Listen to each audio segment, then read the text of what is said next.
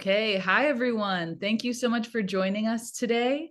My name is Jessie Grieve Carlson. I use they, them, and she, her pronouns, and I work at NGLCC as the Associate Director of External Affairs and Affiliate Relations. And this is our Women's History Month edition of Sip and Pitch Friday. It's going to be a great program. Thank you for being here. And Lily, if you could go to the next slide, please. So today we are joined by three amazing judges who are corporate partners of NGLCC. We have Anjanetta Friesen, Associate Director of Supplier Diversity at United Health Group. We also have Tonda Collier, Senior Manager of Supplier Diversity at Target. And last but not least, Katie Levesque is joining us. Katie is the Vice President and Supplier Diversity Director at Truist. Thank you all so much for joining us today and giving feedback to our presenters. So a few housekeeping items for Sip and Pitch. If folks want to just make sure everyone in the audience that you're muted during this so that we can keep things running smoothly. Each presenter today will be pitching for 5 minutes. I'm going to have a little timer on my screen. Let me see if I can bring that up and show you all.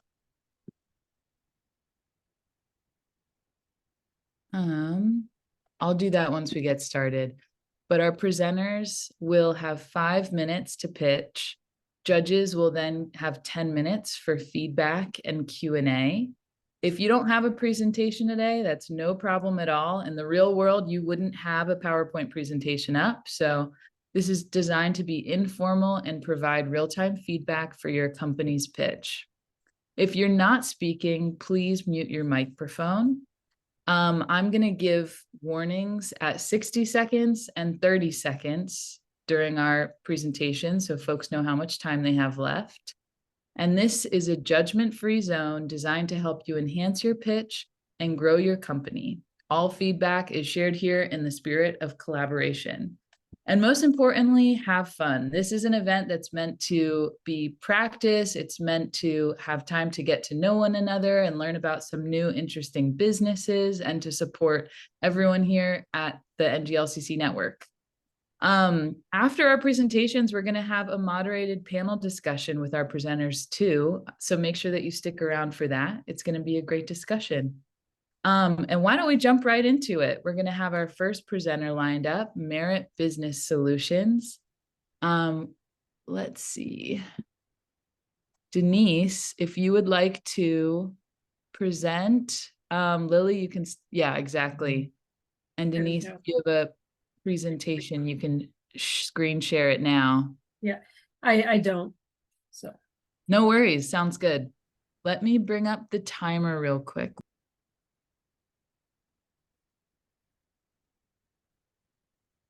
Let me know when. Are we good? My timer app is not working, but I'm just going to take time on my phone and let you know when you have 1 minute left. Sorry about that.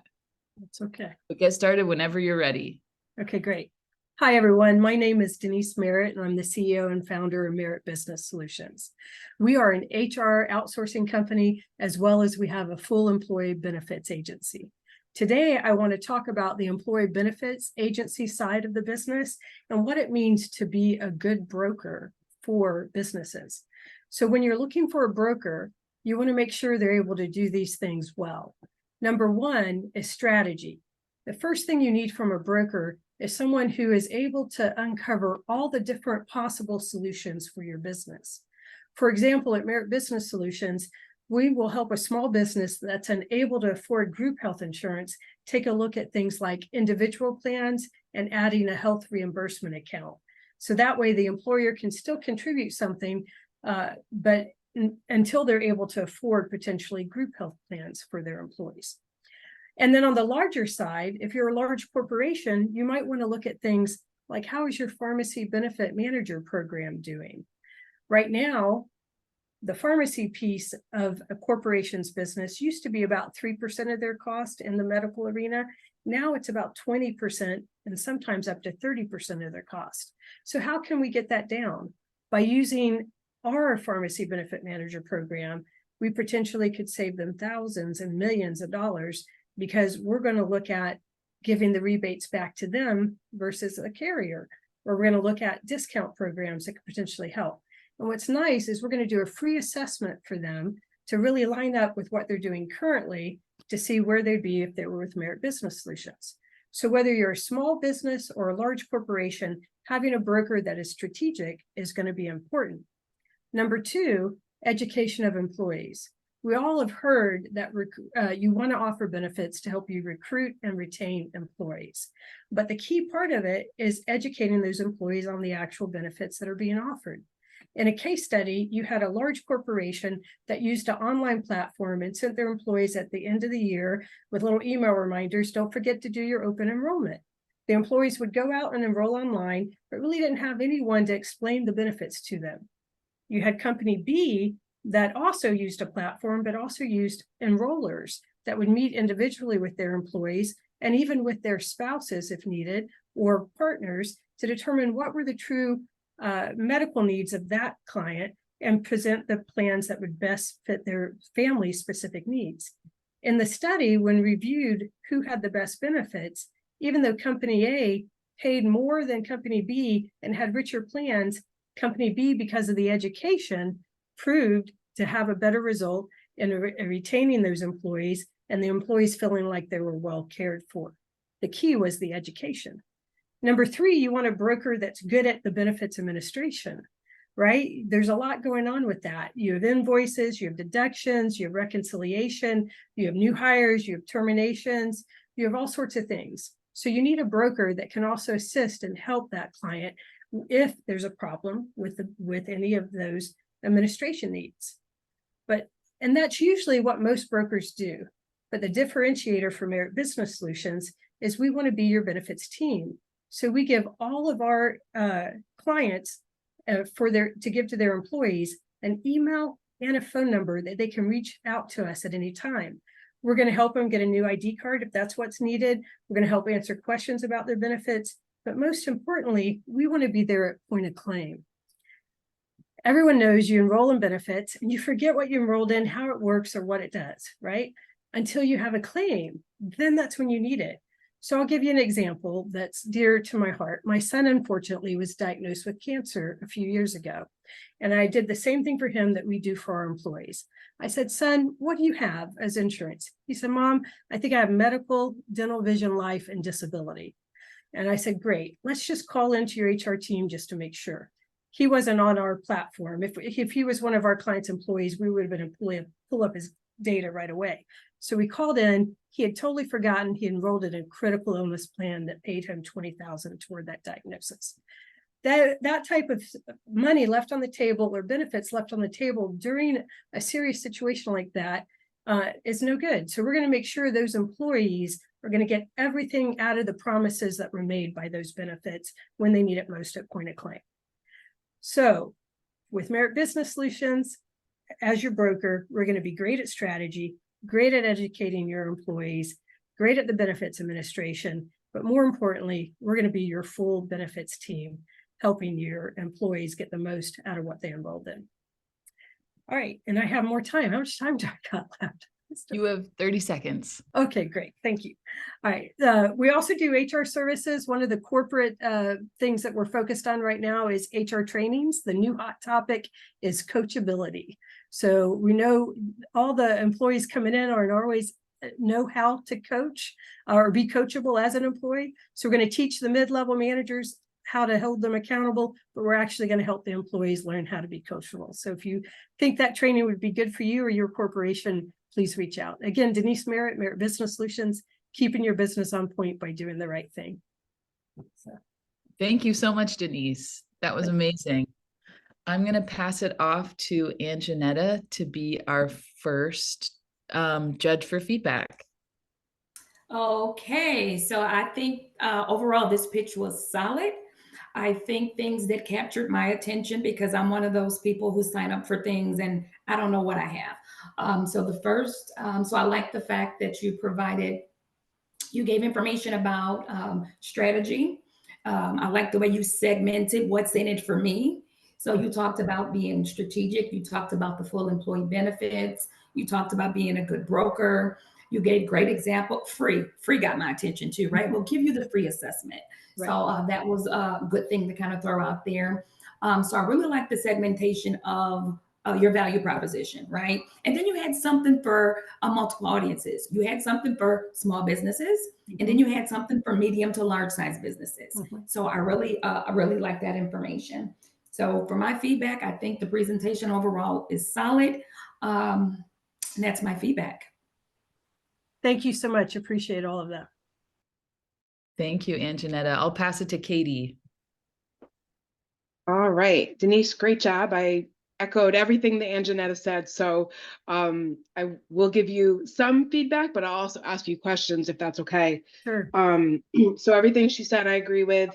You spoke at a great pace, which sometimes seems so silly, but during these presentations, somebody can go way too fast. And then you're like, wait a minute, what did I just hear? So I just wanted to call that out. You did a great job in pacing yourself. I mean, you had time left over, and you were still able to use it and not rush. So that's one thing. Super minor, like tactical, and it probably won't even be like applicable on most of your conversations. And it could just be the timing of the day, but the lighting behind you made it hard for me to see your face. And I don't always realize this, but I do read mouths a little bit when I listen to people talk. So it just very minor, but just something to keep in mind of if you're meeting with others on the phone at this time of day. So one of my questions would be like, what is your ideal client that you're trying to go for in this round of your journey of your company? Thanks so much. I appreciate that, Katie. And thank you for the input too. I did realize it was better earlier when Jesse and I got on, it looked good. And then I think that you're correct. The sun came down. So thank you for that. Because when I got on, I was trying to move it, but I didn't get me quite there. We just added large corporation services. So we're really trying to focus on larger corporations. We'd not been, I'm 6 years in business. So the first several years, main focus was small to medium-sized businesses. So adding some things for larger corporations is what we're hoping will get us to our revenue goals a little quicker. And so we've added the PBM, the pharmacy benefit manager service that I talked about, which I'm real excited about because I think it can be very beneficial in a lot of ways. And then we added the HR trainings that maybe are more geared toward large corporations. We have HR recruiting that we're doing as well. And then we can do enrollment services for large companies too. So we've shifted some of our services to be more specific for corporations. And we're focusing on that this year in a big way. Great. Thank you. That would be it. I'm looking at my notes. Everything was pretty much, again, what Anjanetta said and kind of what I commented on. So great job. Thank you. Yeah, thank you, Katie. Awesome. Thanks, Katie. And Tonda, excuse me, go ahead. Hi, Denise. Again, I would echo Anjanetta and what Katie said. I did want to just offer a few more inputs. I did think you were very concise and clear when you were giving your presentation or your pitch. I really liked the focus on your business model. It was very much detailed. I also liked the problem solve that you provided. I thought that was really great. It was a clear, you addressing the problem and helping with the solution. I loved how you tied it in together all at the end. And one of the things that's always really great to us at Target, we always ask our suppliers to provide a compelling story. And when you talked about your son, I thought that was really compelling. And that's something that can really captivate the audience. So I really do appreciate that as well. I have one last question. What sets your business apart from others that are in the same industry as you? Thanks. So I think our big differentiator, whether it's our HR services that we provide, we do some other employee administration services as well, or the benefits, it's the follow through. So it's kind of like the differentiator on the benefits is that we want to be there to make sure the employee, gets the money from the benefits that they've purchased. Same thing's true with the HR, like the HR trainings. We're going to send out a survey and make sure that those employees actually got value out of the training and give that data back. So no matter what the service is or what the thing is, our differentiator is we're going to make sure what we promised is delivered. And what I've seen in my 30+ year, career is that you get a lot of really salesy people who pitch you a wonderful story, you purchase, and then you don't get what you thought you were going to get. So one of the big missions for my company is we're going to follow up and make sure and check in with you. And if, and we're not perfect, but that's going to be our effort, is to make sure you're going to get what the reason you became a client. Mm-hmm. Awesome. Thank you. Yeah. And I wanted to let everyone know, because I think I failed to mention, my son's doing great. So all good there. So just to share that, but thank you. I appreciate the feedback, Tom. Mm-hmm. Awesome. Thank you all so much. And thank you, Denise, for being brave and sharing your pitch today. That was awesome. We're going to move to our second presenter now. And for those who aren't aware, NGLCC has a network of local affiliate LGBTQ plus chambers across the country. A lot of them partnered on this event today. Thank you all so much for being here. If you're on the line now from a local chamber, one of our presenters today is the Tennessee Pride Chamber that represents the entire state of Tennessee. And Stephanie is going to present her pitch for the chamber now. So Stephanie, if you have a presentation, you can screen share that, or just if you don't have one, you can get started. And I'll have my 5-minute timer here and let you know when you have a minute left.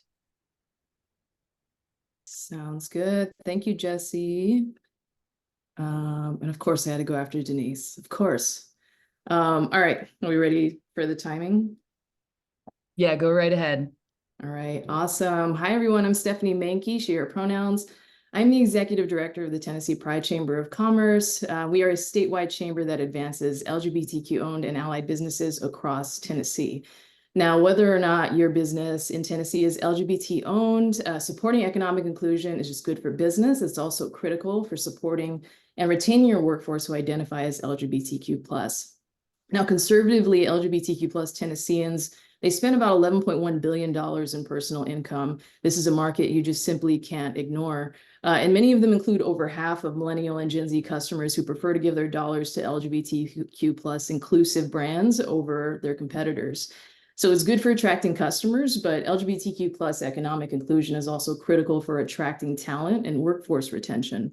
3/4 of employees report diversity is something that they do look for when they're looking for a new job. And it's also costly to replace these employees who are leaving because they don't feel that sense of inclusion in their workplace.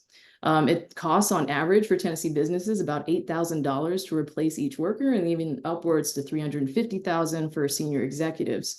And in Tennessee, we're particularly vulnerable to turnover of LGBTQ+ workers, given the state's legal and social climate.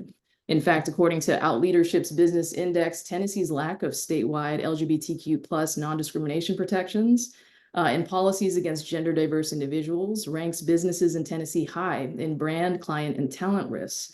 And policies continue to limit education on the LGBTQ+ community, so there's also a high future risk, meaning there's a high likelihood that legislation will continue to make economic inclusion difficult for LGBTQ+ businesses and professionals. So there's a critical opportunity here to support LGBT inclusion, to attract and retain this market, this talent, and these diverse businesses that are also integral to our state economy.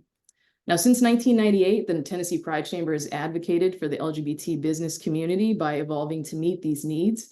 We actually began as a networking organization, but in an effort to meet this need of combating inequitable participation in Nashville's economy, we evolved to provide advocacy and education services as the Nashville LGBT Chamber. Businesses across Tennessee have since responded favorably to the work that we do. And as more and more businesses across the state requested to be members of our chamber, we evolved to provide services to more cities than just Nashville. And then just last year, we became the Tennessee Pride Chamber. Now, the secret to our success, we advance the LGBTQ+ and allied business community through our 3 paths of advocating, educating, and connecting. First, we advocate. We advocate by working with partner organizations to combat anti-LGBT bills, and with our advocacy team representing business policy experts from across industries and our full-time lobbyists, we have a strong track record of confronting these bills that are bad for just all businesses, period. Now, through our legal defense fund, we provide a network of Tennessee's top law firms to provide pro bono hours to LGBT Tennesseans who face hardship from legislation. And we also boost tourism revenue by partnering with tourism organizations to help convention planners, new businesses, and event planners who are hesitant about Tennessee's laws to strategize ways to support our economy while also supporting our LGBT inclusive businesses. We also educate. We educate by helping businesses learn more about boosting and retaining LGBTQ+ talent by offering speaking engagements, consultations, and also building a hub of resources on such topics as LGBT Inclusion 101, Advocacy 101, and trans-inclusive work policies. We also support our LGBT employee resource groups. These are employees that are the backbone of inclusion and retention in businesses. We offer them resources and a chance to network with other ERGs, as well as professional development as ambassadors of inclusion and corporate social responsibility. 60 seconds. Thank you. And Tennessee Pride Chamber not only supports your business and your ERGs to attract and retain diverse employees, but we also provide businesses incredible opportunities to network and gain more exposure in the market. Businesses can co-host our Brewing Up Business Networking series, which plugs your services to over 100+ monthly attendees. They can sponsor or participate in our massive annual events. You can also get in contact in our network of Pride planners and provide vendors across the state. And you can also boost the grand opening of your business through our rainbow ribbon cutting ceremony. We also give businesses increased access to capital. We partner with NGLCC to facilitate LGBTBE certification for businesses. This will open you up to more contracting opportunities, and we also connect you to local, state, and federal grants and contracting opportunities. If you become a member today, you'll also receive a complimentary ad in our Tennessee Pride Travel Guide, which helps visitors and locals to Tennessee identify LGBT-owned and allied businesses to support. So with 40% increase in our membership just last year alone, we're continuing to pick up momentum and making Tennessee more inclusive for your state, for your business. And we hope you'll join us to increase exposure and profit for your business while also supporting your LGBT employees, customers, and fellow businesses. So that's all I got. Thank you. Thank you so much, Stephanie. That was awesome. And it really warms my heart to be reminded how important our local chambers are. So thanks for sharing that. I'm going to pass it to Tonda to start our feedback. Oh, you're muted, Tonda. My apologies. Thought it was an awesome presentation. I really loved your deck.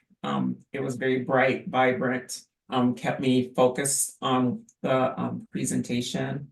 I really liked you addressing like the market opportunity, addressing a thorough understanding of your market, the LGBTQ+ community.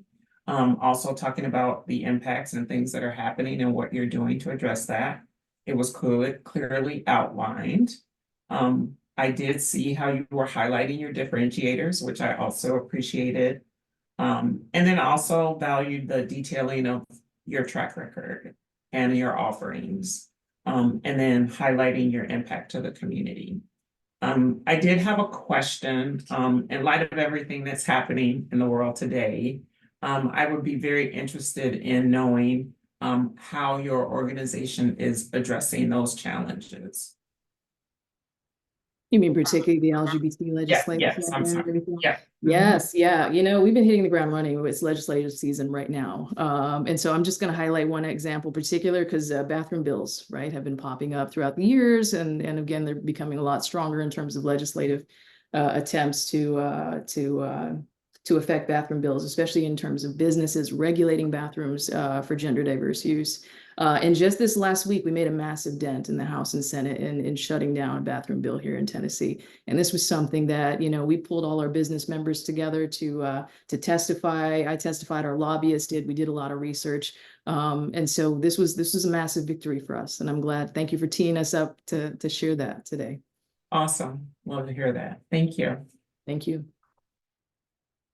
Thanks, Tonda. I'll pass it to Anjanetta. Thank you. I don't have a lot to add. Tanda stole a lot of my notes. I don't know what's going on here, but overall, this was a good presentation. Piggybacking on what Tanda said about kind of giving me where you started and where you are, that's helpful to me. I appreciated that. Also, to me, I felt like the slides were a little busy. Right, you're doing a lot. It's got a lot of information. Visually, I think that sometimes less is more. So pick out the really important and pertinent things that you want to kind of display on a slide. You can always speak to things that are not representative on a slide. And, keep up the good work. Thank you. That's great. Thank you. Thanks. And Katie, go right ahead. Great. Well, great job, Stephanie. And I echo almost everything that Tanda and Anjanetta said. So I'll go right into one of my questions. So almost the entire presentation went by and I was like, gee, I wonder what Stephanie would use this deck for. And then we got to the end and I realized it would be for membership or some sort of sponsorship. But that's okay. At least I did figure it out. But then I wondered, and I saw that Gunnar asked the same question, or he mentioned, or they mentioned doing this presentation for the New York Chamber. So is this something that all the chambers are doing? Because it almost seems like it would be a really good best practice, right? When you fine-tuned your presentation to share that and train that with some of the other chamber leaders. So I guess that's more of a statement than question. Yeah, Katie, this isn't something I typically do. I sit down to lunch and have very informal. We just give the broad overview, talking points, sound bites, and then I get to their interests and how we can fill their interests and their needs. But I like this because this really forced me to sit down and create a pitch in such a tight space. So I'm glad I was able to pull a more cohesive story together. I'd love if other chambers and I, kept doing this as a practice. I think it's great. Yeah, I think it would be a great good practice for all the chamber leaders to do it, because everybody has to raise money and fundraise and garner support of businesses in their community to continue fighting what we all as allies and members of the community are doing each and every day. So like I said, not very much additional comments in terms of things to change. I think Tanda and Janetta hit that. It made me think a little bit differently about how the leaders of all the affiliates can run their organizations like a business, which you just kind of provided an example. So great job.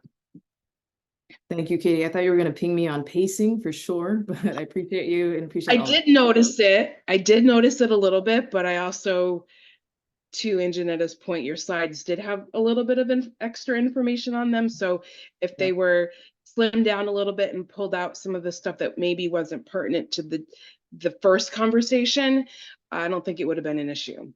Or you may have more than 5 minutes in a more formal conversation. So it didn't feel like it was that impactful in this one. All right. Thank you so much, everyone. Awesome. Thank you. And I just want to mention too, that last year at our conference in Denver, we actually had our first matchmaking event that was for affiliate leaders to meet with corporate partners who maybe their headquarters are based in the region, or they are working in certain regions and might want to connect and sponsor the chamber. And we're planning to make that an annual thing. So Stephanie and all of our affiliate leaders will have the opportunity to meet with more of our corporate partners and practice a pitch like that. So Stephanie, you already did the hard work, and now you get to use that info at the upcoming matchmakers in Palm Springs. So thank you so much, Stephanie. That was amazing. And we're going to go right on into our third presenter here. So we have Joy joining us with Diligence Security Group. And Joy, I have my timer up and I will unmute. I feel so bad interrupting folks when I have to tell you how much time you have left, but I'll let you know at 60 seconds and 30 seconds. And you can get started whenever you're ready. Oh, you're on mute, Joy, just so you know.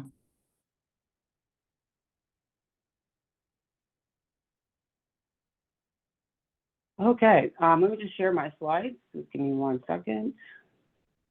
Share my screen. Okay. Can everyone see the slides and hear me as well? Yes. Great, great. Hi, everyone. My name is Joy Baucom. I'm the CEO and founder of Diligent Security Group. We were founded in year 2020, and it's a great opportunity for us to talk a little bit about security and safety services that Diligence has to offer. Our main purpose is providing stellar security services for the community by the people of the community that care about the community. So we're really avid about that, is hiring people that are from the communities that we serve. When you are exactly from the community that you serve, you have a little bit of a better understanding of what the security needs are and be able to handle security services with care. I think that's a gap right now that we are encountering in current day society, which Diligence sets us aside and apart from everyone else. Amongst our leadership team and our owners of the company, it is a women minority-owned company, also disabled veteran, and LGBTE company as well, certified. We cover all state of California, but our main areas are in the Greater Bay Area, Greater Sacramento, and Greater LA and San Diego. But we do cover the whole state of California. The biggest thing about with security, a lot of people are transitioning over from law enforcement, and they're looking for something in between law enforcement and maybe the everyday security officer that you have today. And that's where Diligent Security Group comes in. And I think it's important that with our officers, that we are training them in order to select first the selection process of selecting the right officers that represent what your security needs are for your particular place. And then also training them and have ongoing training as well, which is helping us being able to meet those needs and fill those needs that we have replaced with some of the initiatives with defunding the police here in California. Going to the next slide. A little bit more about us. When we are doing security programs or security services for our clients, we're not just a staffing firm. I think there's a lot of misunderstanding and issues when you just throw a person there at a site. So kind of just walk you through a little bit of the process with Diligent Security Group. Whenever we want to sign on a client, we initially come there to the site, do evaluation, pretty much free of charge. It's by our either operations, someone in operations team comes out, evaluates your facility, and really goes into an all-inclusive package of what a security program would include, which also obviously includes providing that security officers. For example, if we were to come out to a commercial building, we want to make sure we do a walkthrough versus day and night in order to review the lighting. What are some of the ingress, egress concerns that you may have?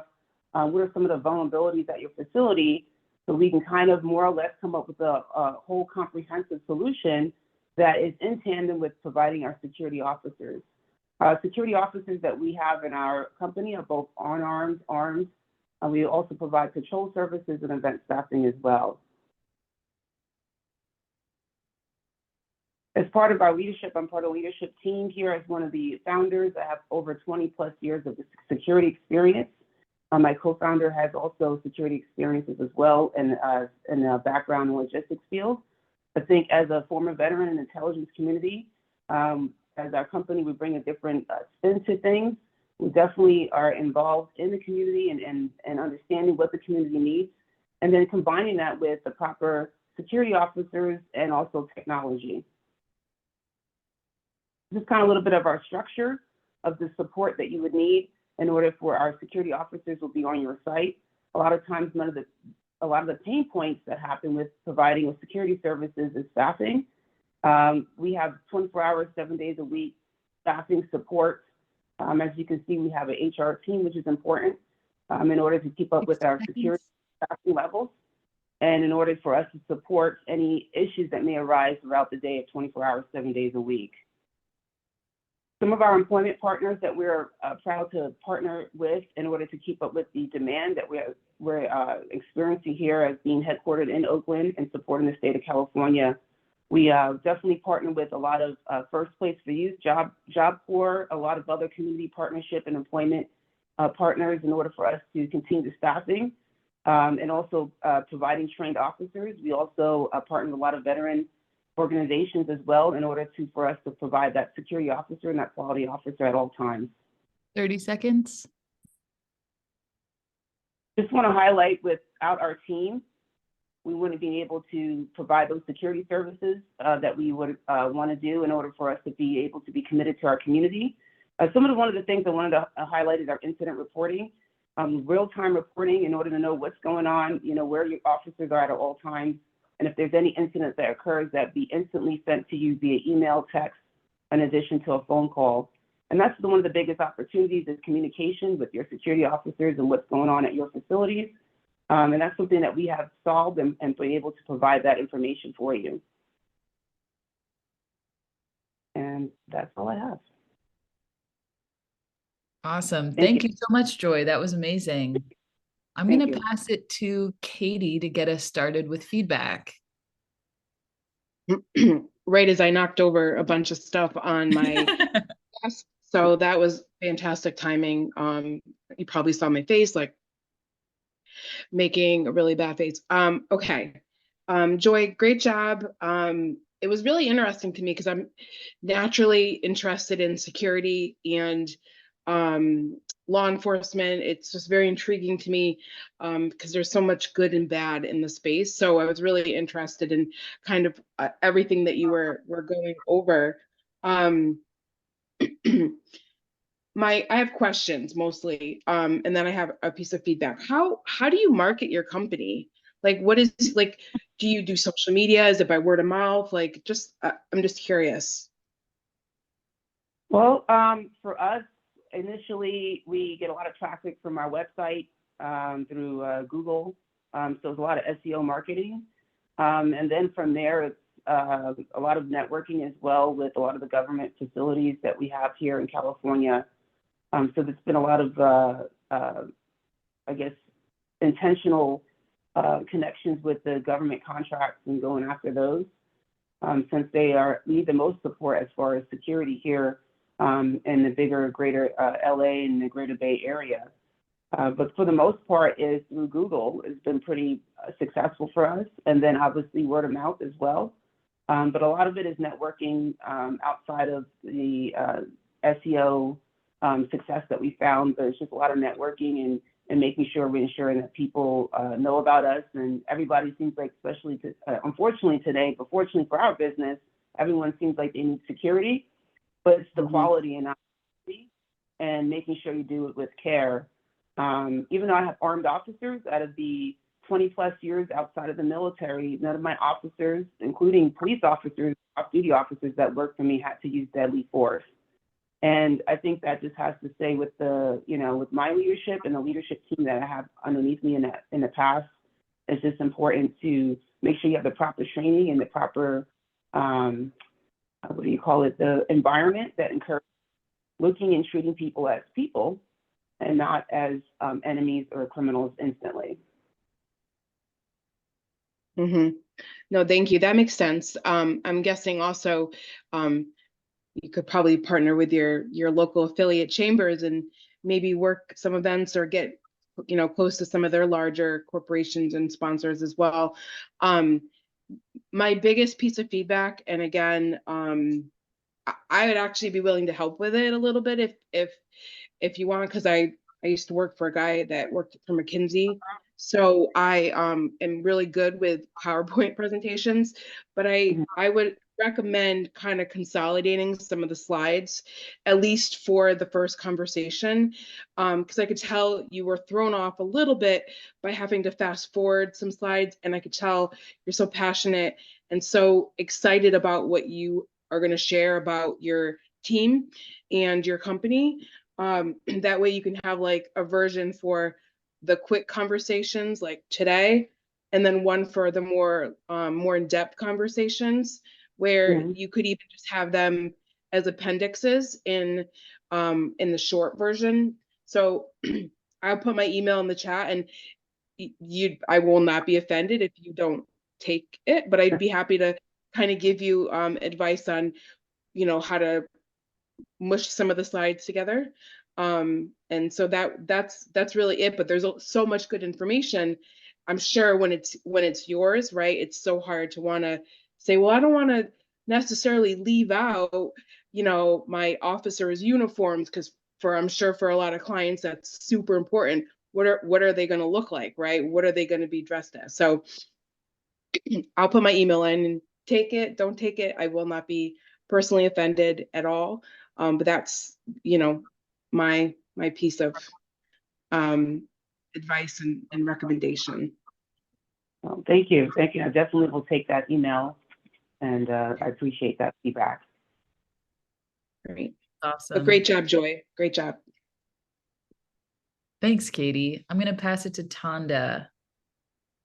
Hi, Joy. Again, great presentation. I go through a lot of supplier intake / pitches daily. So one of the things that really stood out for me was that I really appreciated you leading with your purpose. Also sharing your certification. While certification isn't necessarily required to do business with Target specifically, it is very valuable, and it's a great tool to have in your toolbox and to highlight all of your certifications. So I thought that was great as well.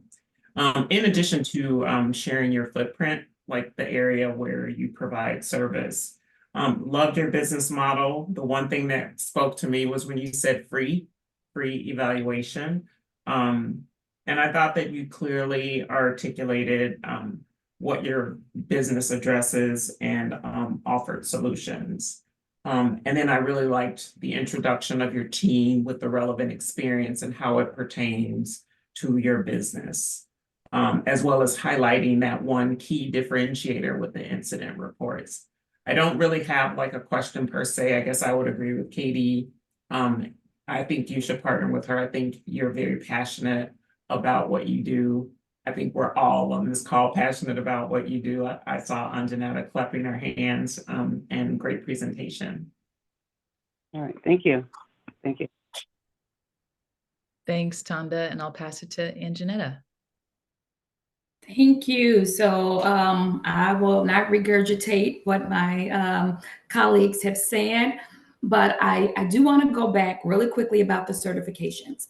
So I support not only our day-to-day procurement operations, but I also support a lot of our sales, right? So our customers are out selling insurance, medical, whatever we're selling, and different customers have different requirements, right? So if you give me all of your certifications up front, a lot of times, I don't know how we do it. You have to be a supply diversity practitioner to have these superpowers, but we recall when we meet suppliers.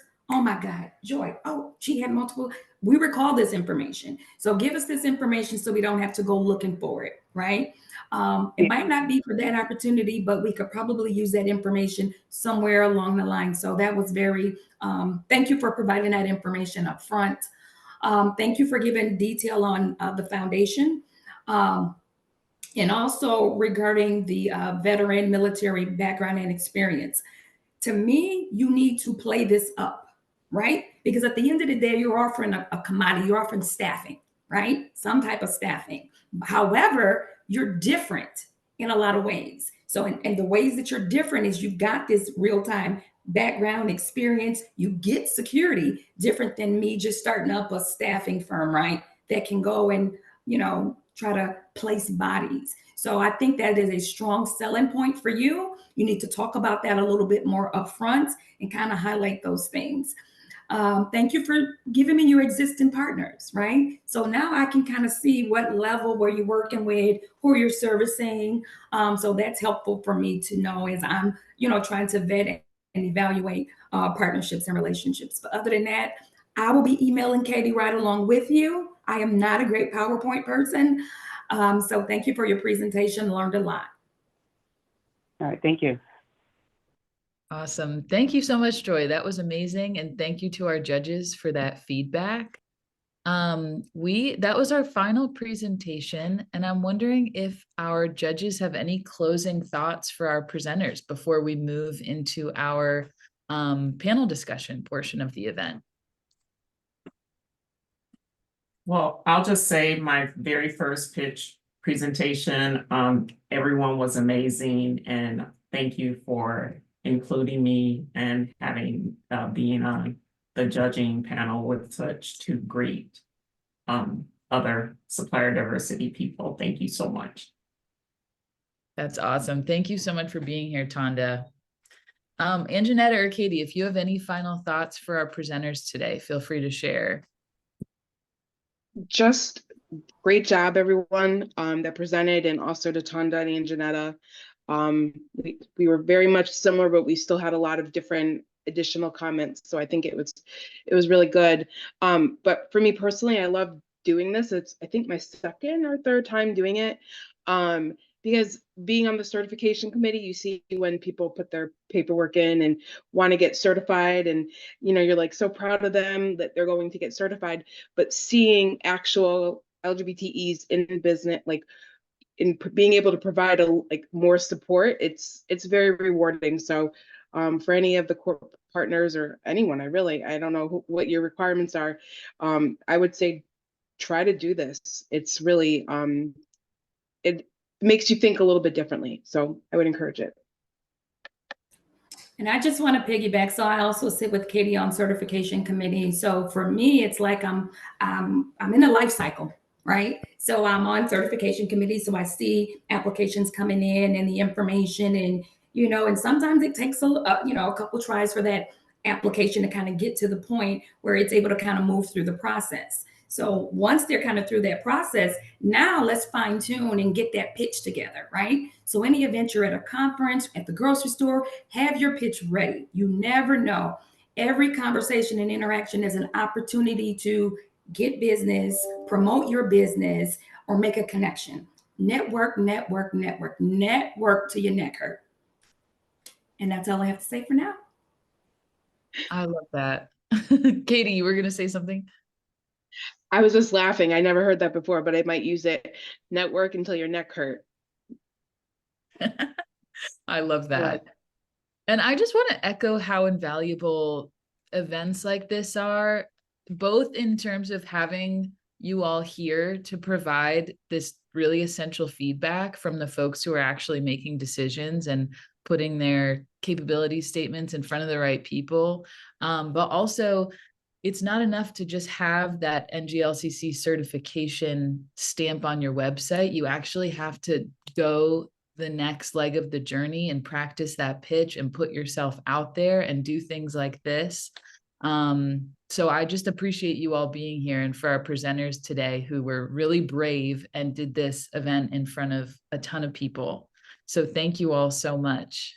We're going to move into the panel discussion portion of the event, and Anjanetta is going to be our amazing moderator who's going to chat with our presenters today and talk a little bit about Women's History Month, their journey in supporting women entrepreneurs and things like that. So Anjanetta, I'm going to pass it to you, and let me get our folks back on the screen here.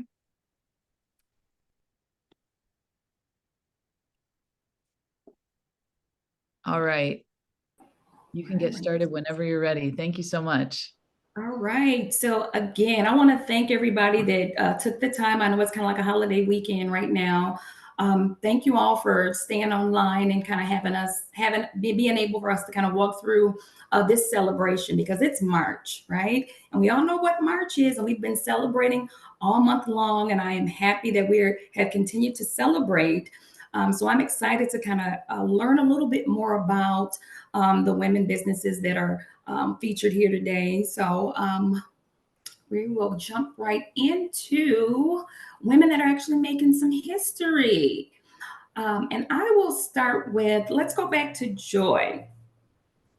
Joy. So you gave us kind of like an overview in your pitch about your company.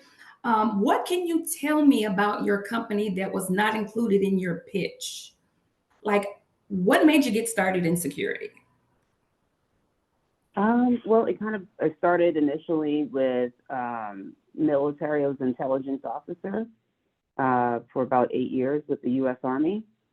And I always like to say I had 2 all-inclusive paid trips to Iraq.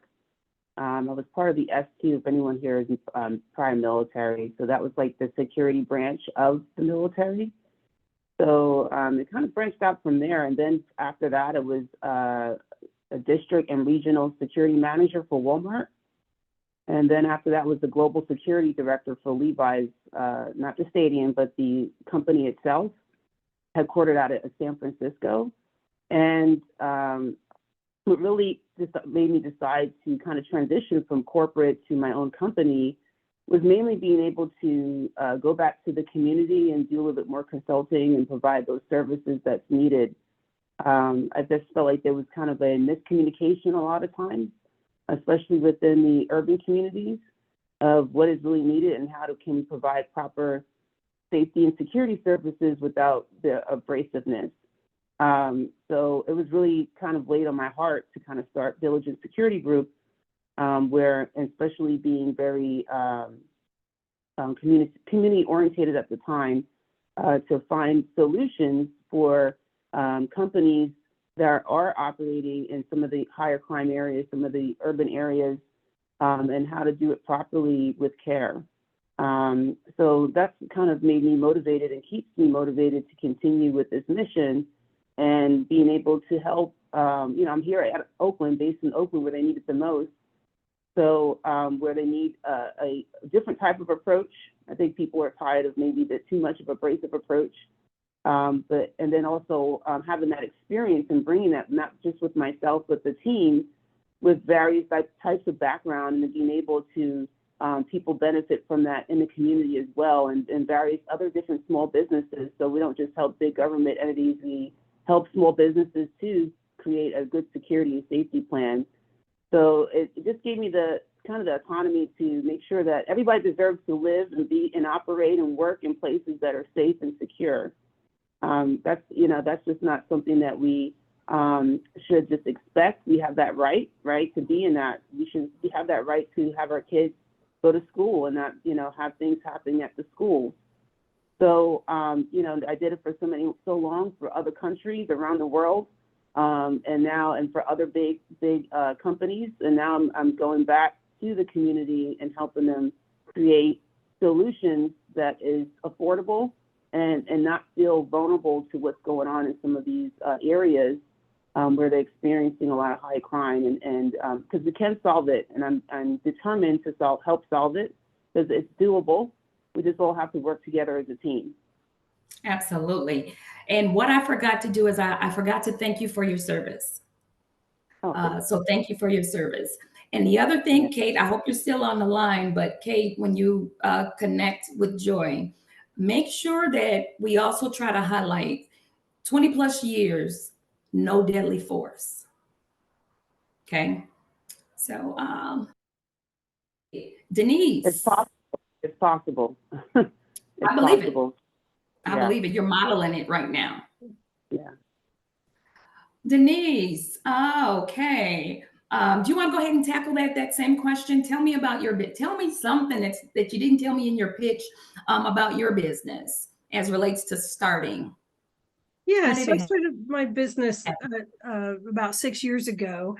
And it really was because I reached a point in my career where I was bored with what I was doing, and I needed a challenge to grow. And I was kind of fed up too with the politics of big corporations, and a little disheartened by some unfortunate greed and things that I saw there. And I thought to myself, I can do this better. I can make a difference, and I can help businesses. So it's kind of funny because I took about 6 months off from trying to sell. I was in a position where I was getting residual income, so I didn't have to sell. And then I went to Oregon and hiked in the mountains and just thought, what do I want to do? And that's what I came up with, is that I would start my own business and help people doing it the right way. So really trying to focus on meeting people's needs, and that's what my 2 mission statements is: helping minority businesses achieve economic equality. That's the main one. And then the second is doing what's right. So and we've done a pretty good job with that. So I'm thrilled to be a business owner and helping people. That is awesome. That is awesome. I'm going to stay with you, Denise, as it relates to your relationship with NGLCC. You're a woman. You could have certified with anybody. and you may have multiple certifications. What is it specifically about NGLCC? Like, why are you here? Tell me a little bit about the relationship with NGLCC and what your experience has been thus far as relates to business development and advocacy and things along those lines. Yeah, well, I started attending the local Pride Chamber here many years ago, probably over 20 years ago. At that time, it was known as MBA Orlando because people were, we were afraid to call ourselves a Pride Chamber, right? The climate was not one such that we could do that. So we actually met as a chamber, but when we printed our directory, we printed it on paper that if you copied it, you couldn't see the people. You couldn't take it and copy it, so people couldn't get the list. When we did one of our first parades, the KKK, there's a picture and it shows the KKK protesting like behind us. So as a working for different, what we call co-employment or professional employee organizations that I worked for in my past career before I started my business, I got involved as a sales representative or professional with the chamber. And I saw the value of being with family, my community of fellow LGBTQ and allies in the chamber immediately.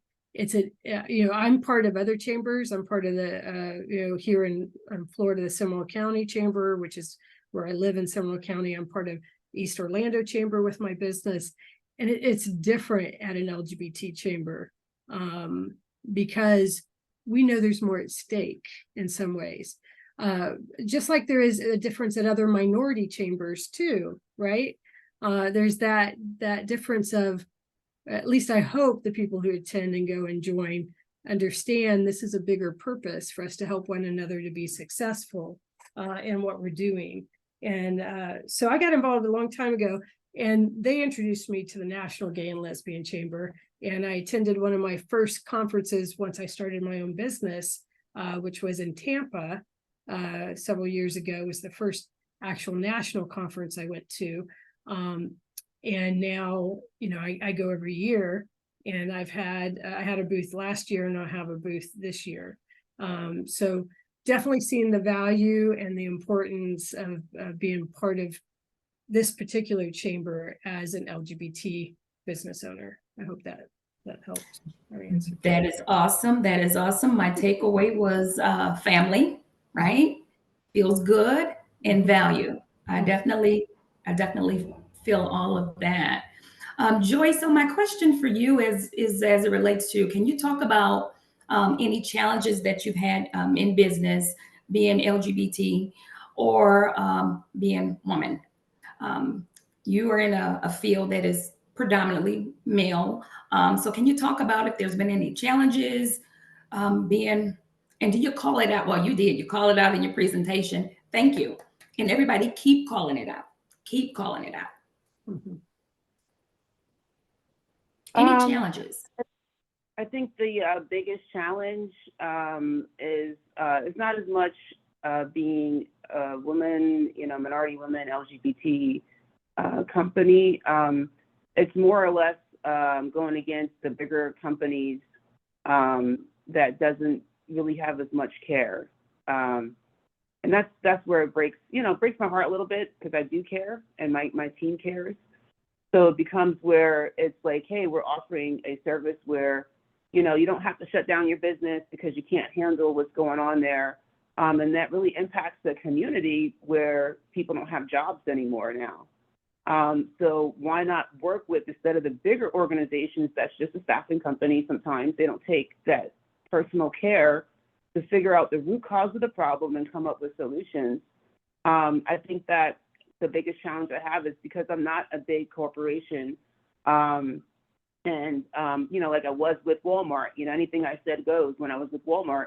But then now, as being my own business, it's kind of hard where now I have to make a name and say my background. That's where, I pointed out, thank you for recommending that, so I can have that respect. And it could be because they, see me as a female LGBT or what have you. But That is not as the biggest challenge as trying to go against, you know, the bigger companies that are bigger than me and maybe don't understand what's going on because their headquarters is someplace else, is not in the communities that they always serve.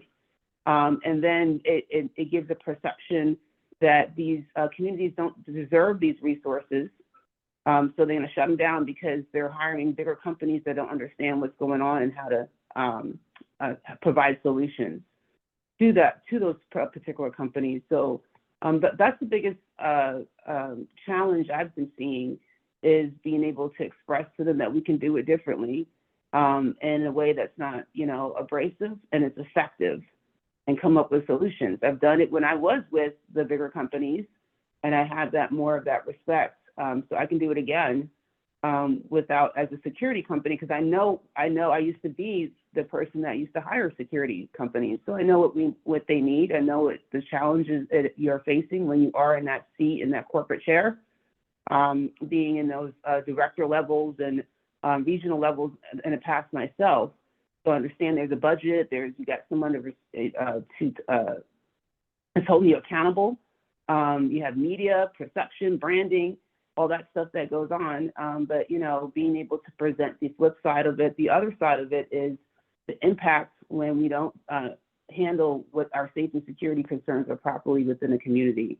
And the result of that, because then resources and stuff are not available or attainable to those folks that now are vulnerable to having those situations impact their way of how they get food, how they go to work, I mean, all that stuff. So I think that's the biggest challenge right now, is being able to express that we can do it.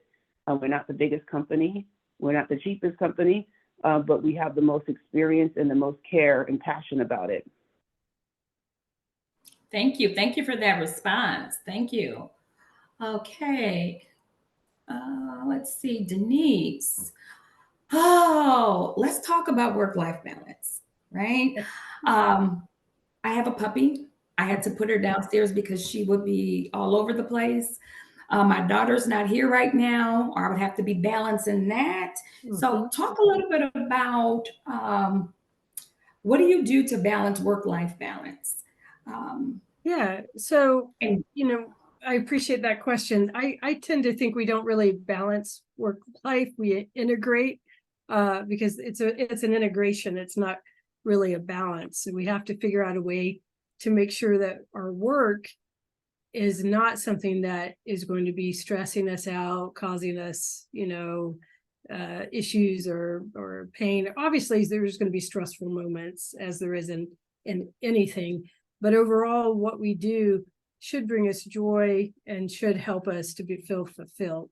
So, you know, so designing a culture with my business to where employees and myself know, you know, we can get up and take a 15-minute break if we need to go walk outside and clear our brain and take a moment to so that then we come back and can be more focused and be more effective, right? And family comes first. That's one of our mottos here too. So and we work as a team. So if an employee has a family emergency or something, we're going to all step in. Okay, what needs to get done? You go handle that, and we're going to take care of you. And there's just no question with that. It's like that's going to be the priority. So making sure our priorities are in the right place, so that we can integrate work. So that we can be effective and successful, I think is the challenge. Or, you know, again, you know, we're not always perfect in these things, but it's setting yourself up the best you can for success. So taking the self-care you need so that you can be the best worker and employee, you know, or business owner, you know, all the things that you're trying to do, wife, you know, mother, you know, so for me, you know, I'm a wife, I'm a mother of 2 grown children, I have 2 grandchildren. My wife's a vet tech, so we have all sorts of little animals running around, a dog, 5 cats, we have 2 crows in the backyard we take care of. So yeah, so, you know, so there's always a lot, but it's that, you know, you got to integrate. I feel like you got to integrate work as a part of your life and not feel like it's necessarily a balance, but making sure you have the self-care and the quality time with all the other things that are important to you. Thank you. I appreciate that. I do. I appreciate that. Stephanie, my chamber partner, Tennessee Pride. So can you talk a little bit about a few of the challenges that you experience being a nonprofit, as well as being not just a nonprofit, but also LGBTQ supporting and advocating? You touched on a few things in your pitch, but can you give me a little bit more information around some of the challenges that you have been experiencing and some of the things that you're doing to kind of overcome and combat those situations? Some things we can't do anything about, but let's talk about things that are currently pressing, and some strategies and solutions that you're using to try to overcome that. Yeah, thank you for that. I don't know how many challenges I can say to stand up against 5 cats. Denise, it's five? Wow. All right. I think first of all, capacity issues. We all know this is nonprofits. We are managing a lot with very little. So we have to be lean, we have to collaborate. Networking is really heavy for us, partnering with other organizations to try to help solve that. It also would be nice. I mean, I got asked this question by a reporter the other day, which is what keeps you up at night. And it's these bills. It would be nice to not be on the defensive all the time. It'd be nice to be able to promote more joy for our communities, which we certainly can in our events. But gosh, it makes it difficult, some of this legislation that continues to come out. So I'd say that. The other thing too, small businesses, we try to get these resources in front of them as much as possible. Access to capital is huge.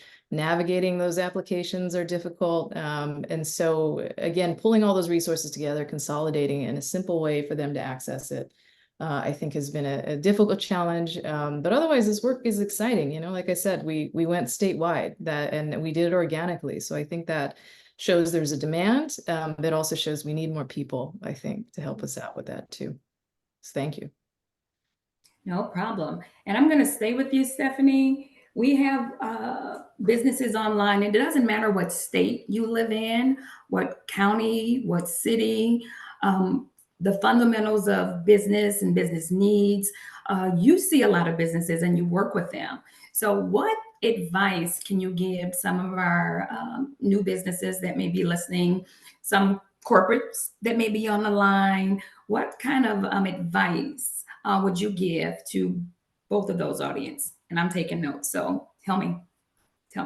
Yeah, I'll just be simple. I think small businesses take advantage of your resources. There's quite a lot. You gotta find them. And I think there's so much support out there to help get you off the ground. And also, I want to say for corporations, really lean into and support your ERGs. These are the folks that are really doing a lot of the work. They're doing it for free for the most part, also on top of their regular job.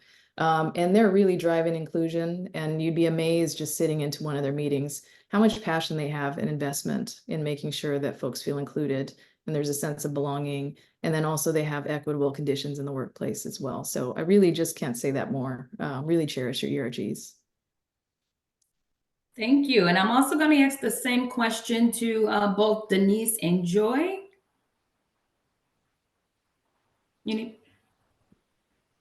Again, so that's how to help small businesses. What kind of advice would you give to small businesses, established businesses, new businesses, as well as to corporate partners that may be on the phone as well? Some advice. Cool. Yeah, for me, the best advice I ever received, at least with my own business, was to get involved with our local community, right?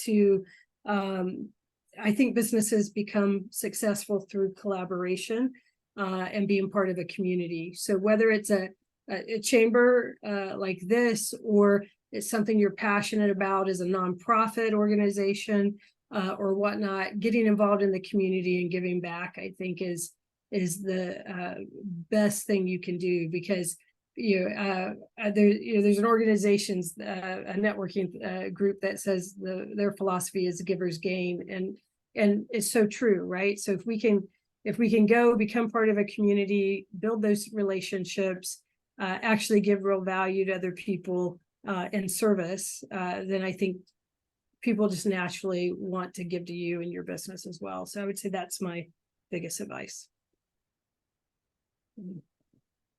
Right. As for me, for small businesses, I think some of the key components when you are having a business is making sure you get your legal, accounting, HR team if you have a lot of huge headcount like myself. I'm getting those at least outsourced, whether it's they have programs where you don't have to pay for a full-time lawyer, and pay a high retainer fee. Especially the type of business I have is that you have to be licensed, and there's a lot of laws and a lot of labor laws and all that. So you want to make sure that you partner with the right entities. I know as a business owner, you try to be the jack of all trades, but then it can hurt you in the long run. So making sure you partner with those SMEs, because I know a little bit about everything, but I'm not the subject matter expert. I'm not the accountant. I'm not the lawyer. I'm not the HR person. So reaching out to those particular businesses that can help you kind of skip some pitfalls that you may have in the future, especially filing your taxes and all that. So I know it's a little bit costly, but I think that is going to set yourself up for success and for a solid foundation instead of trying to backtrack and unravel everything that you may have tried to put together when you're trying to figure it out on your own. So linking up with your local chambers of commerce, with people that already been there, done that, so you don't have to fall in the same pitfalls that other people have when they start in their business. And I think that's a big piece of that as well, of driving success, is learning from other mistakes and the things that people did well. So joining your local chambers and stuff like that will help with that.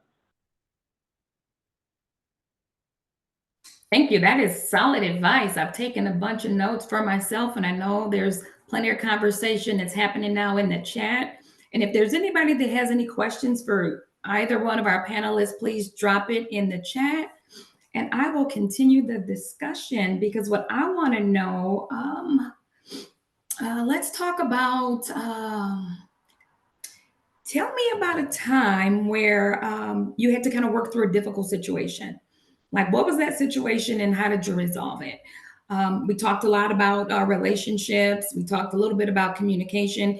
Stephanie, can you give me an example about a situation or a time that you had an experience that you had to kind of work through? And what was the situation and what did you do to work through it? I think you stumped me a little bit there. I don't know.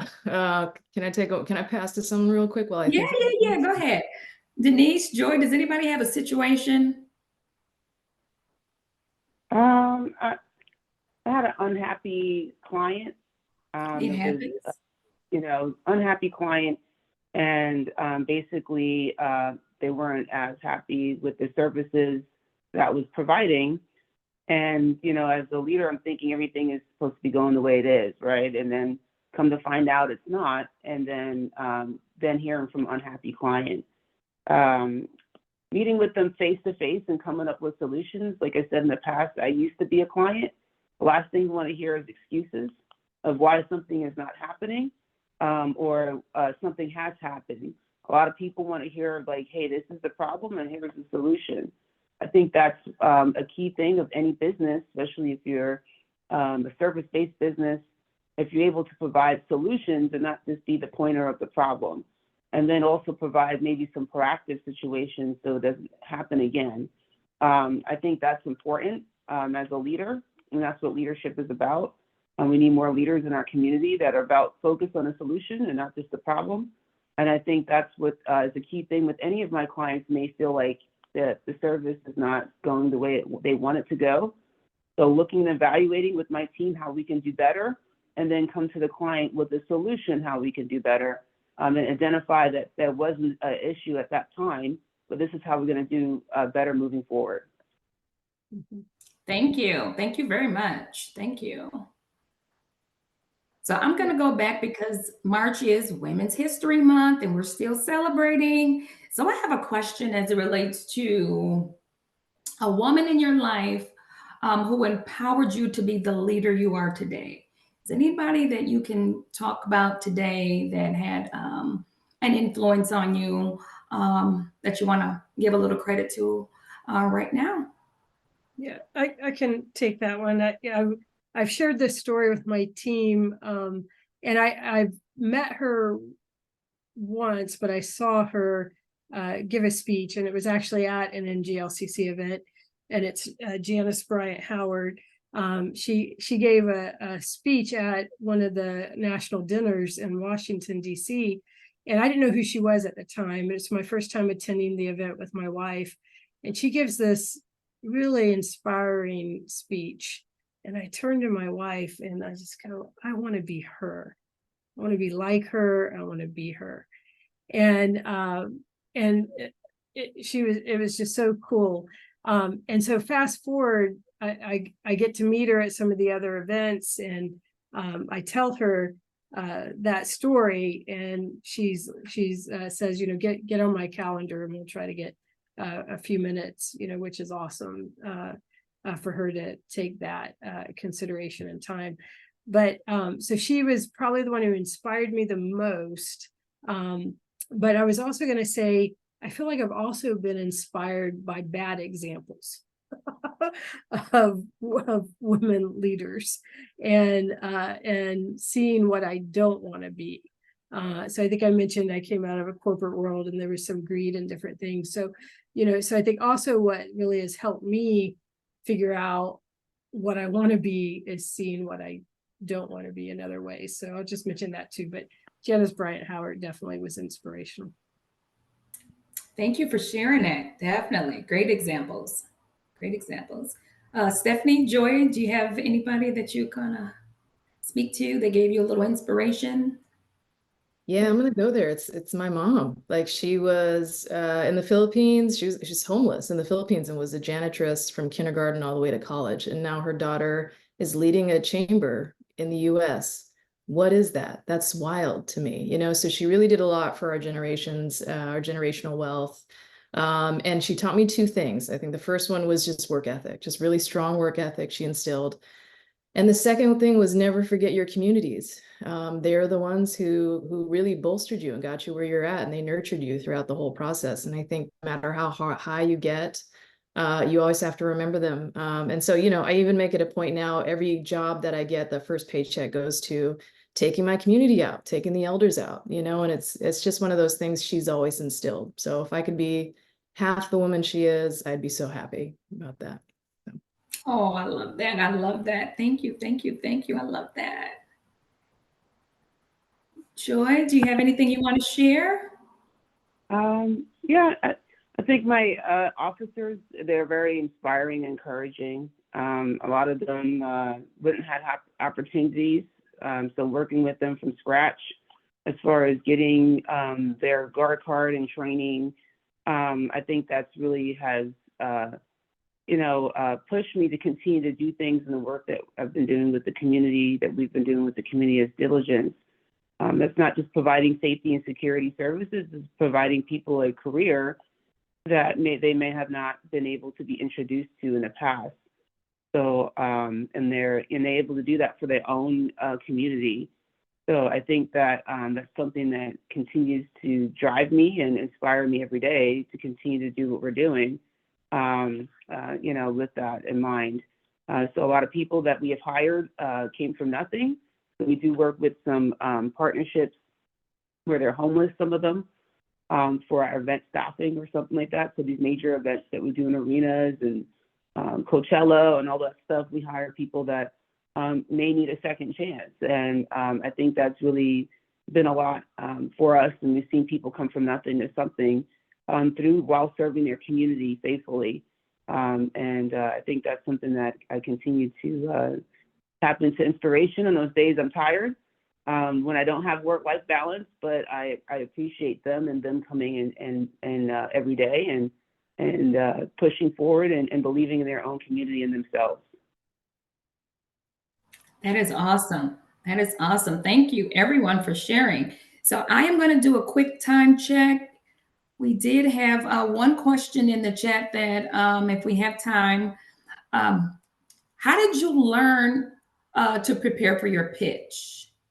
So that's a question in chat. So how did you guys find out about the pitch program, and how did you learn? How did you prepare for your pitch? Does anybody want to take that? I found out via email, Sure. for invitation. Mhm. And then as far as preparation, I guess we, for my business, I just kind of incorporated what I've been expressing to my clients in the past. So just kind of put that together and go from there, and kind of communicated to some other peers of mine that what I was going to be doing. So I get feedback from them, but I get practice every day. Every time I get a call from a potential new client, why they should choose Diligent Security Group versus the others. So it's kind of had a little bit of a head start with practice with that. And I, obviously I have work to do with the PowerPoint slides and some other material. So I'm not perfect, but I pretty much get practice every day with the pitch. And that's the point, I guess, the pitch, right, is you fine tuning that. So when you have the opportunity to gain new business, you know exactly how to have that compelling story and that information for them. Mhm. And I can just add to that I know I've joined different networking leads groups, whether it's like in our chamber, we have something called referral exchange development leads groups, so that are category specific groups. And you get to stand up and pitch, not 5 minutes. 5 minutes was a little longer than I was used to, but 1 minute each meeting, and we meet like 2 times a month. But there are other organizations similar to that will give small businesses or sales professionals an opportunity to say who they are, what they do, and what's a good referral for them typically. And so that kind of helps prepare too. So for anybody out there, that could be a resource if they're looking for a way to learn more about how to pitch. Okay, so I want to thank everyone for staying on the call with us today, and we are out of time. So I'm going to toss it back over to NGLCC. Jesse, I'm turning it back over to you. Thank you so much, Anjanetta. And I just want to thank you all for joining us today. To our presenters who were brave and shared their pitch, you all were amazing. And I was very inspired by this discussion. Thank you all so much for being here. It is one of the final days of Women's History Month. It's really nice to get to be here with you all and honor all of the women in our life, including you all. Please join us next month for our April Sip and Pitch Friday. It's going to be on April 26th. I dropped the registration link in the chat. And if you want to pitch in the future, you can use that link to go and apply to pitch at a future Sip and Pitch Friday if you're one of our certified suppliers. So thank you all so much. Enjoy the rest of your weekend and have a great day. Thanks, everyone.